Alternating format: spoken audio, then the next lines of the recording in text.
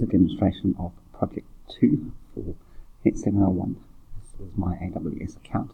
As you can see, I'm currently in the IAM tab and have created 3 groups: the database administrators, the monitors, and the system administrators. This is my own user account. Each group contains users, 2 database administrators, 4 monitors, and 2 system administrators. We've also created a role to allow our instances to access the S3 bucket. This is the EC2 S3 access role, and it contains 2 policies: a policy to access Glacier and a policy to access the S3 buckets. Both of these policies were created using Lambda functions as discussed in the report. Going into the account settings, we can see the password policy, which was required, minimum password length, and all the other necessities required for the password policy.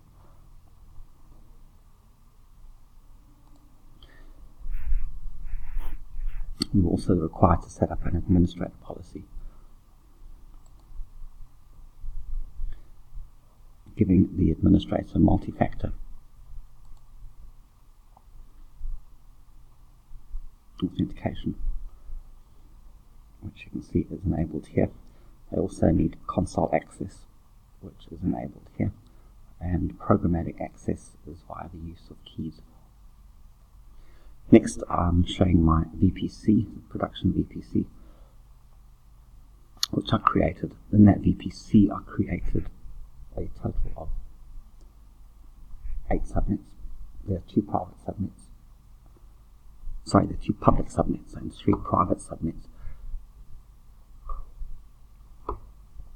in 2 availability zones. The availability zones you can see on this side are 2A and 2B, and each availability zone has an app, a database, and a web private subnet as well as a public subnet. Each of these subnets has been associated with a table. So every subnet has its explicit root table. This allows me to route the private through the NAT gateway and the public through the internet gateway. The internet gateway is showing up here. I have 2 elastic IPs for my NAT gateways. The NAT gateways, you can see shown here, they're elastic IPs. Each NAT gateway provides access to the internet for the private subnets in each availability zone.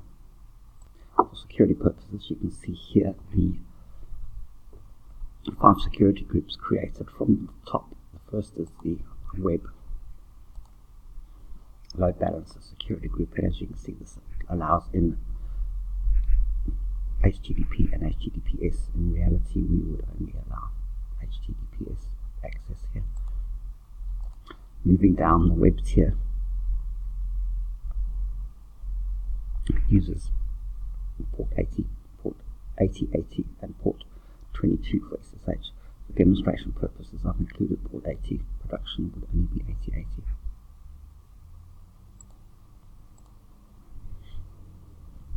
The app load balancer allows traffic in on 80 and 8080.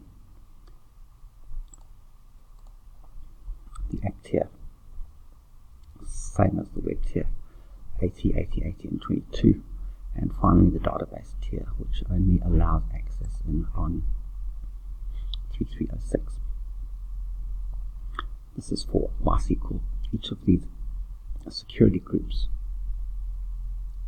the source of the incoming traffic is always the security group above it. So for the web ELB security group, the source would be the entire internet. The web tier, the source is the web ELB, and so on down until the database. The source for the database is the app tier. This is a demonstration of the instances that are running. These instances have been created by the autoscaling group. The web tier autoscaling group creates the web tier, and the app tiers are created by the app tier autoscaling group. Currently there's quite a few machines running, as I've set the minimums quite high. Initially I created 2 manual versions of these machines.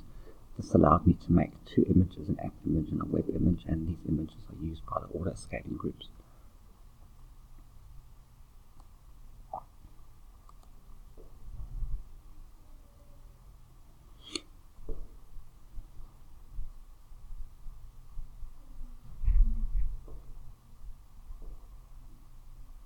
And Amazon is now slow. I'm trying to look at the autoscaling groups to see what's happening in them. Here you can see the 2 autoscaling groups, app tier autoscaling group, web tier autoscaling group. And the scaling policies have been set according to the brief. CPU threshold less than 30 removes an instance, so the instance will scale out down to the minimum, which is 10. If CPU utilization goes above 75%, then an instance will be added. The web tier autoscaling group works on network in and network out. If the network in is less than 350,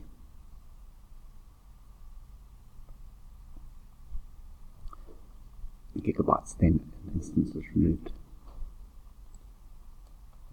Similarly, an instance is added if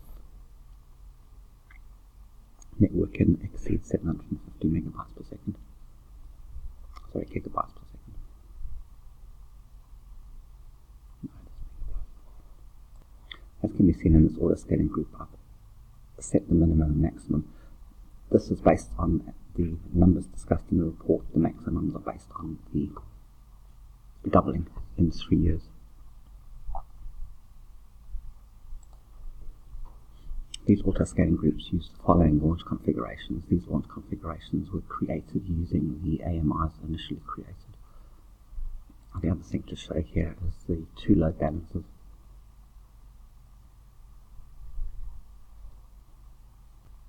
The app load balancer is internal. It's pointing at the subnets which contain the app tier. The web load balancer is external, and it is balancing across the web tier.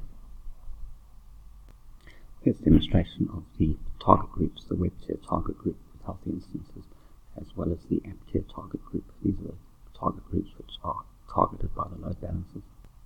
Shown here is the relational database that I built.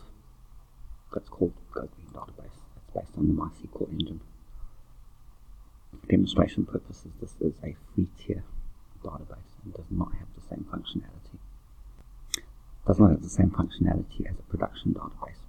We can't enable encryption and we can't enable multi-availability across the availability zones.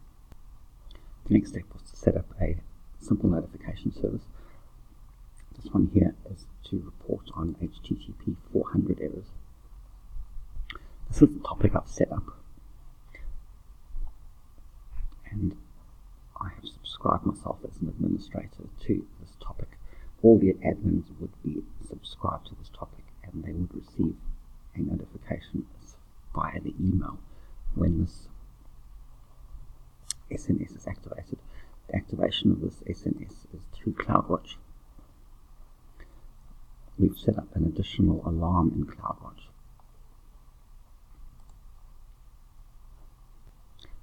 The HTTP 400 alarm. What this does is it counts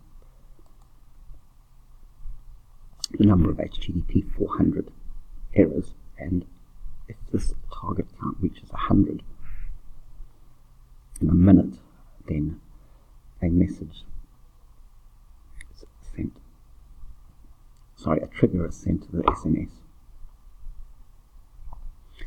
When an alarm sends a message to the topic, so the SNS topic receives a message. If this alarms, that will then trigger the SNS to send a message to the admins. CloudWatch has further alarms set for CPU utilization in the app tier and network utilization in the web tier. These alarms are what triggers the auto-scaling.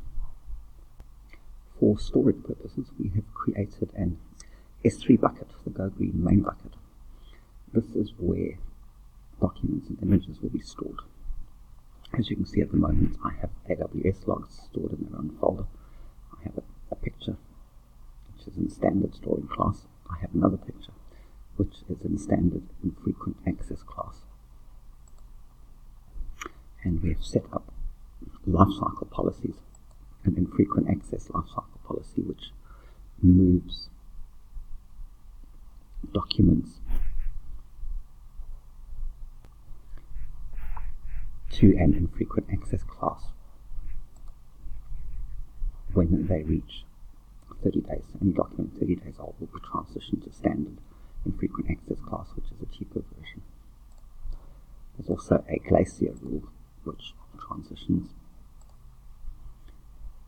anything older than 2 years.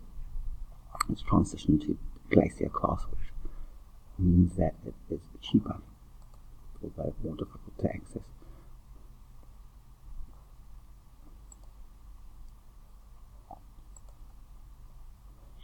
And after 5 years, the versions will be deleted. The final section is the billing section, which shows that this is going to be a costly exercise at the moment. We can also use this to get cost management information, which allows us to budget, gives us forecasted expenses, and also allows us to look at previous spends. The last thing I set up on this account was CloudTrail, and CloudTrail is essentially just an event history which logs to S3 buckets and allows us to monitor who's accessing what in our account. This is great for auditing purposes, especially in terms of storing private